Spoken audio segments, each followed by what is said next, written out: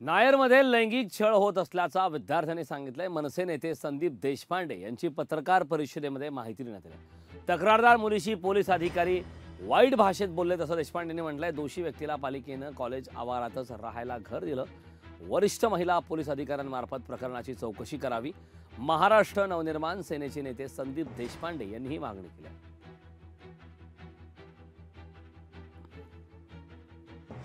आपल्या माध्यमातून आयुक्तांना विनंती आहे, पोलीस प्रशासनातले कमिशनरना विनंती आहे की एका संवेदनशील अशा उच्च पदस्थ महिला अधिकाऱ्याची नेमणूक करून या नायर प्रकरणाची संपूर्ण चौकशी करावी।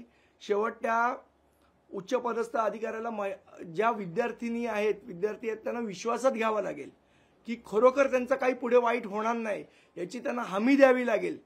त्याच वेळेला ते लोक बोलतील। काल जो काही आम्ही त्यांच्याकडनं ऐकलं अत्यंत धक्कादायक आहे, अत्यंत दुर्दैवी आहे।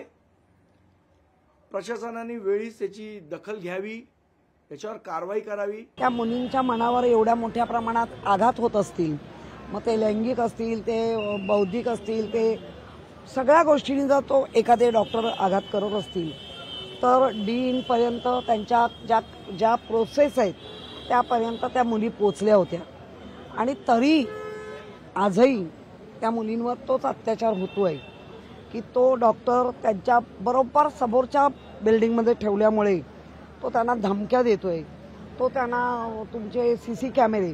मला एक कळत नाही, त्या डॉक्टरवर त्याला सस्पेंड करायला पाहिजे पण तो जेलमध्ये गेला पाहिजे, कारण मुलींच्या हॉस्टेलमधले सीसी कॅमेरे त्याला कसे मिळतात याचा अर्थ त्याला कोणाची तरी फूस आहे। लोकशाही मराठी ऐका, पहा, जागरूक रहा।